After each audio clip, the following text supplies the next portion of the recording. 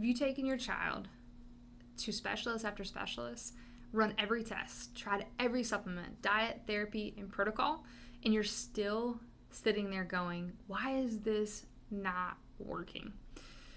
Then there is one word, one concept, one missing piece that almost no one is talking about. And once you understand it, everything starts to make sense. This word in our world is called subluxation. By the end of this video, you're going to understand more about your child's nervous system than 99% of pediatricians do. So let's go. Let's get after this. We're going to be breaking down what subluxation actually is, how the perfect storm sets the stage for neurological stress, why traditional testing often misses what's really happening, how insight scans help us see deeper into the nervous system, and why the path forward looks like when the nervous system is finally addressed first. So, parents, you know something is wrong. Not because social media told you that, not because you're overreacting, because you're living it. Statistics and trends show us that today, nearly 40% of school-aged children have at least one chronic health condition. Read that again. 40%. The autism, the ADHD, anxiety, sensory, gut, immune, sleep epidemic is real. And parents, you know it. The three most common phrases, yet almost all parents keep hearing these things. They're going to grow out of it. It's just genetics. Let's wait and see. Here's the truth. Kids do not grow out of these challenges. They grow into the next wave of struggle. If you're a parent of an older child, think about this sequence. Colic becomes ear infections. Ear infections become sensory struggles. Sensory struggles become ADHD. ADHD becomes anxiety. And that's compressing fast today.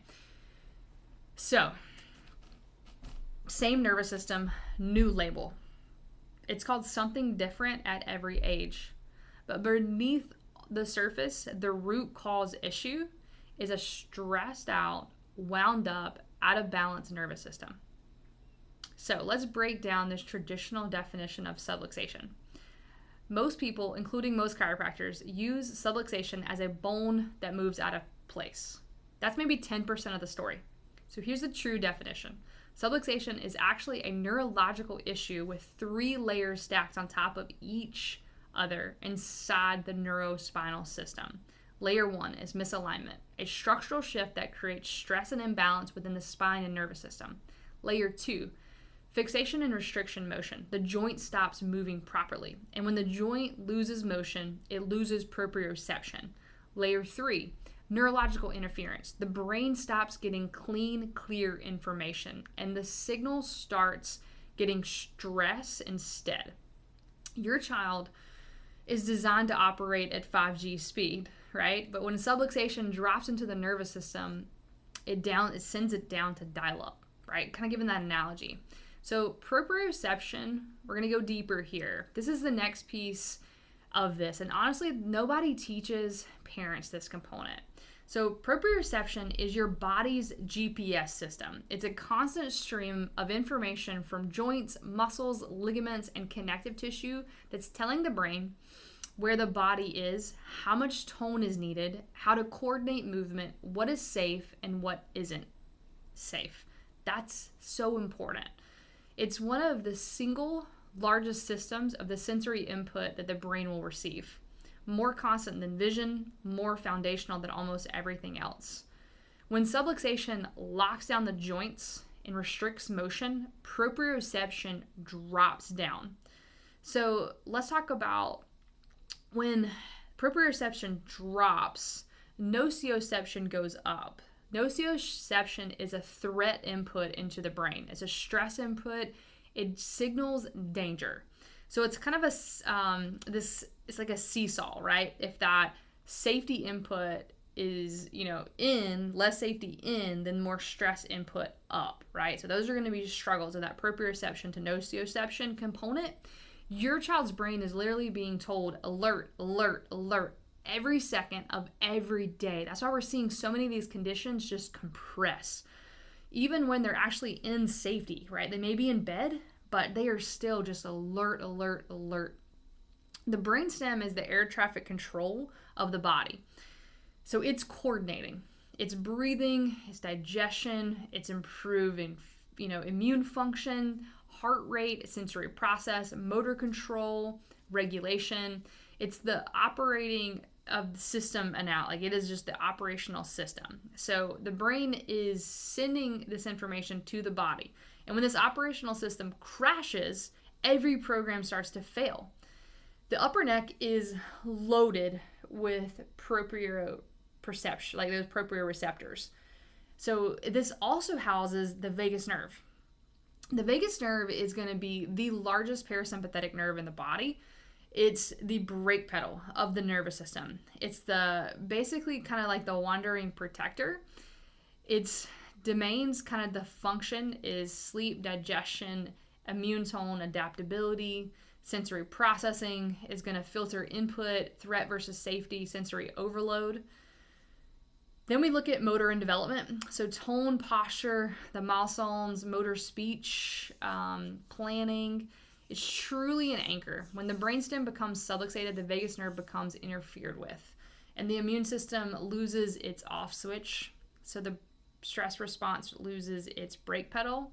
And the brain goes blind to what's actually happening inside the body. It truly just gets disconnected. So how does this happen? How does this shift happen in the body? First part that we see is prenatal stress. Stress chemistry is actually going to cross through that placenta barrier. Babies are literally developing inside mom's nervous system. So, mom, this is not for you to hold and carry and blame. This is truly just explanation to see that these stressors are real and they happen when baby's system is developing. We're going to see moms that if you had a stressful pregnancy, we can link some of these things back for moms and take you guys through that journey of stress set up shop first, because baby's nervous system was wired and fired in a nervous system that was just chronically stressed. And that is outside of your control 100%. We have so much stress around us today that it's not really one of those things that we can hit pause on as you're going through and you're developing baby in your system. Awareness is obviously key, and those are important, but knowing that stress is really that first component that we see that creates the perfect storm. And then we're going to see birth and interventions during the birth is going to be the next part of this storm. Physically, when we see that stress upper cervically, right? And we've already touched on how many proprioceptors are in that upper cervical complex, so that occiput C1, C2 of those interferences, how that information sequences into the brainstem and then up through the brain.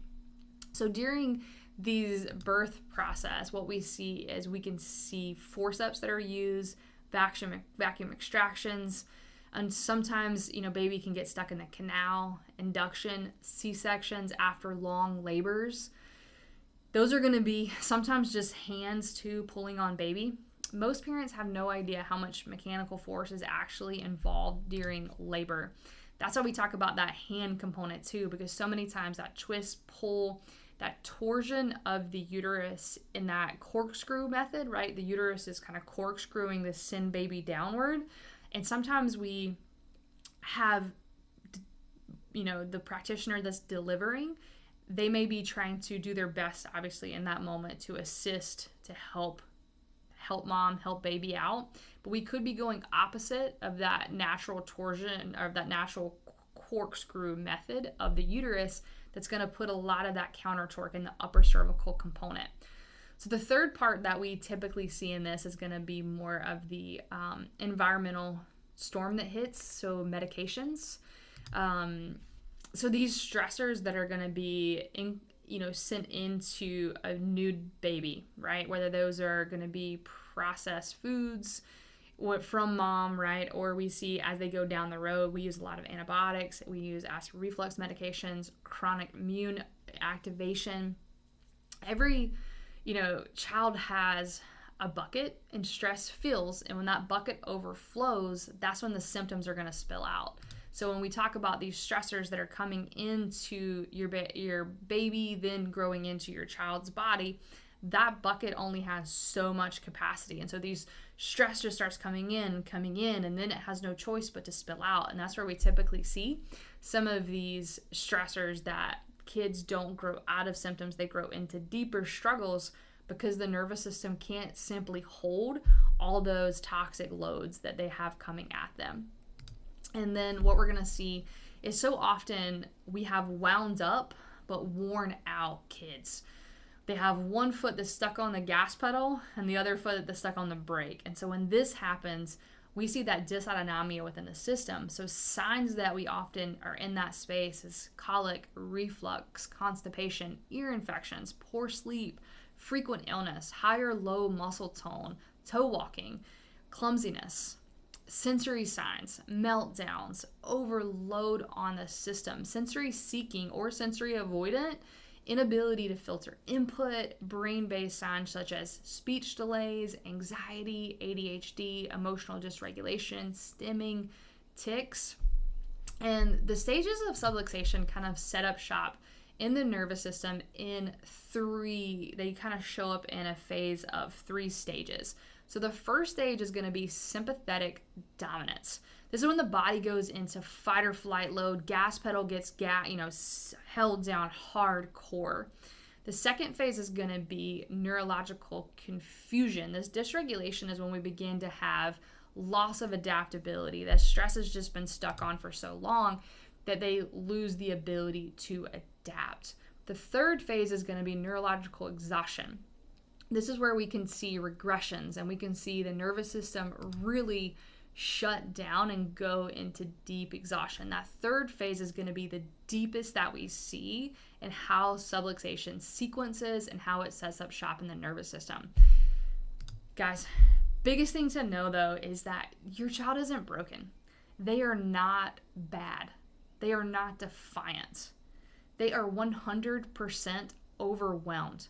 The body is running a sprint while you're asking them to stay calm. They are literally just so confused. In the most conventional systems, they simply chase symptoms, 100%. The functional medicine gap, they do incredible work, but the nervous system controls every system they're trying to support. So you can't fully fix the downstream reflexes while the nervous system still remains stuck in physiology upstream. So often we'll see traditional chiropractic has a gap as well because most chiropractic care focuses on structure and pain and they don't sequence the right care plan. Parents show up often to our offices and they're on 30 or 40 supplements. They're spending thousands each month and they're not seeing regulation. You have not been failing. We know you have tried everything. You're just missing one major piece of the puzzle. And that's so foundational for so many families that we see. Guys, we don't guess. We actually test. We use insight scans to objectively measure the nervous system. We have 3 different scans that we take your child through that are non-invasive. They're very gentle and specific. The first one's going to be the neurothermal. It's going to be helping us detect dysautonomia. And then we have the neurospinal, which is going to be the SEMG.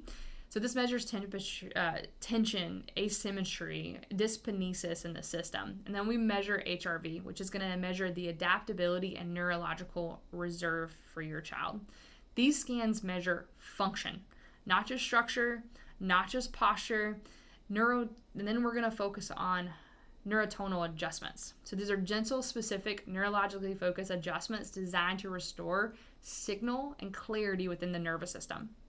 When you repair the nervous system first, then we'll get regulation. And then every other system is going to begin to sequence underneath that foundational level, right? It's going to come up from that. You're going to get sleep changes. You're going to have better digestion. You're going to see immune improvement, motor coordination, sensory regulation, emotional regulation. So many times speech comes online as well.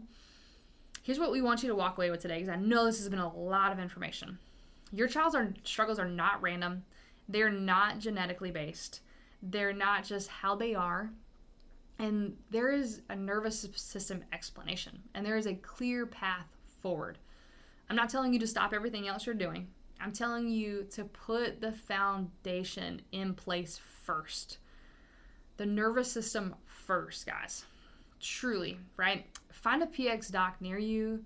If Cultivate happens to be that office, we look forward to serving your family. We want to get your child scanned.